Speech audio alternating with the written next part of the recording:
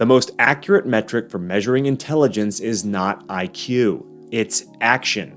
You either behave intelligently or you don't. How smart you are is irrelevant if you act stupidly. So what is the X factor here? What is the variable? What is the nexus point behind most people's unintelligent decisions? It's obvious, isn't it? It's fear. Everybody dies. But fear keeps most people from living. And the two most common types of fear that people suffer from are fear of poverty and fear of criticism. Fear of death is at best a distant third. Fear of poverty is the most destructive fear known to man and the most difficult to master. There's one primary difference between a fear of poverty and a fear of criticism: admission. People who fear criticism usually admit it. People who fear poverty don't, oftentimes not even to themselves. And the ramifications are astounding. Fear of poverty is like a silent assassin. Its victims suffer in silence for decades, unaware of the stranglehold they're in. As the hit nears completion, the target looks back at his life. He remembers his dreams, and he wonders what could have been had he actually pursued them. He doesn't regret what he's done, but rather that which he never attempted. Common side effects of those suffering from a fear of poverty include laziness, indecision, overcaution, blame, envy, judgment, pessimism. Napoleon Hill discusses fear at length in his book Think and Grow Rich. He hones in on fear of poverty in particular. Fear of poverty is sufficient to destroy one's chances of achievement in any undertaking. This fear paralyzes the faculty of reason, destroys the faculty of imagination, kills off self-reliance, undermines enthusiasm, discourages initiative, leads to uncertainty of purpose, encourages procrastination, wipes out enthusiasm, and makes self-control an impossibility. It takes the charm from one's personality, destroys the possibility of accurate thinking, diverts concentration of effort. It masters persistence, turns willpower into nothingness, destroys ambition, beclouds the memory, and invites failure in every conceivable form. It kills love and assassinates the finer emotions of the heart, discourages friendship, and invites disaster in 100 forms, leads to sleeplessness, misery, and unhappiness. And all this despite the obvious truth that we live in a society of overabundance of everything the heart could desire, with nothing standing between us and our desires except lack of a definite purpose. I used to have an unhealthy attitude about money. I clung to the erroneous belief that money was evil, that it was bad and unimportant. I also developed a poverty consciousness, and it took me a long time to get over it, longer than I'd like to admit. But money is not sentient, so it can't be evil. It's a tool, and like a hammer, it can build or destroy. It's also not bad, and it is important. Very important.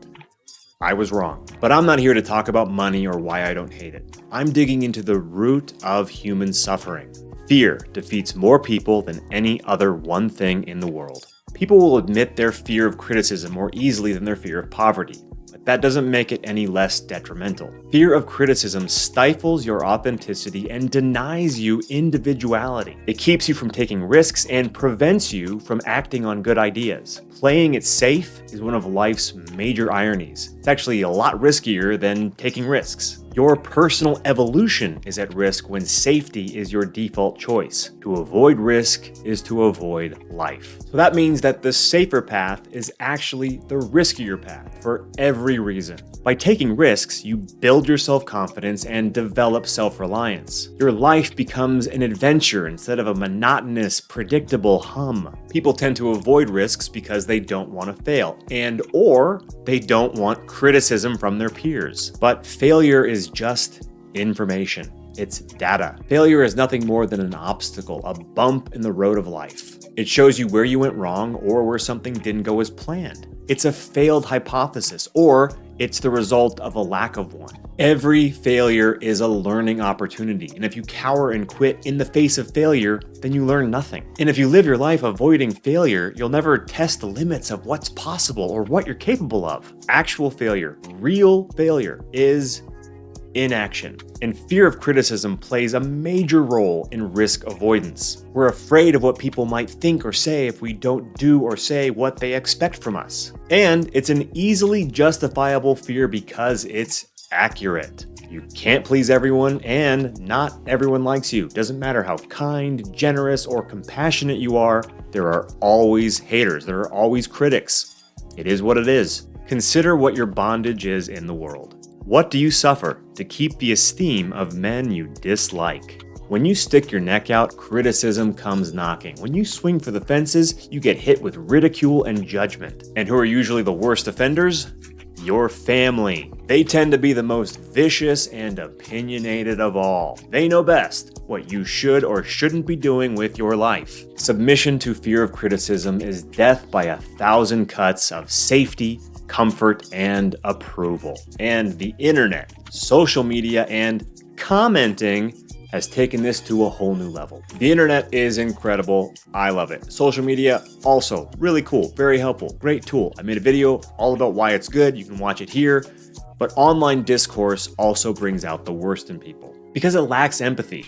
If you insult someone to their face, you are forced to feel what that feels like in the moment. You have to experience the effect of what you just said. And people say things to each other online that they would never say out loud. Take YouTube, for example. First, worth noting, every video on YouTube has dislikes. And yes, you can still see how many dislikes a video has. You just have to install a plug into your browser, but I'll let you figure that out. So no matter the subject matter or how innocent the content is or how helpful it is, there will always be a percentage of people who don't like it. Further, there's usually a handful of comments or a lot of comments ripping the video apart and criticizing the person in the video. The video could be as simple as a guy showing you how to shovel snow out of your driveway, and I guarantee there's at least one person in the comments reaming the shoveler. I've been putting content online since 2012, so I've experienced this firsthand for over a decade. And here's a charming recent example. Show me a video of you getting badly hurt. I need a good laugh.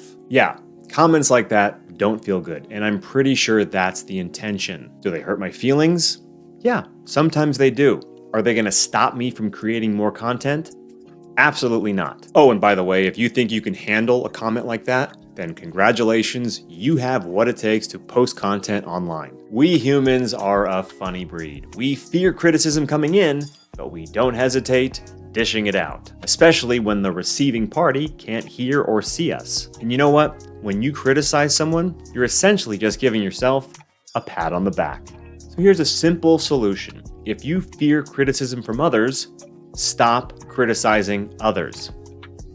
The only person's opinion of you that matters is yours, but not current you, future you, rocking chair you. Think about him or her when you're making or not making decisions. Is he happy you're playing small? Is he glad you're choosing the safe path? Or is he grateful that you're throwing caution to the wind and attempting greatness? Listen, I recognize that an extraordinary life is not for everyone.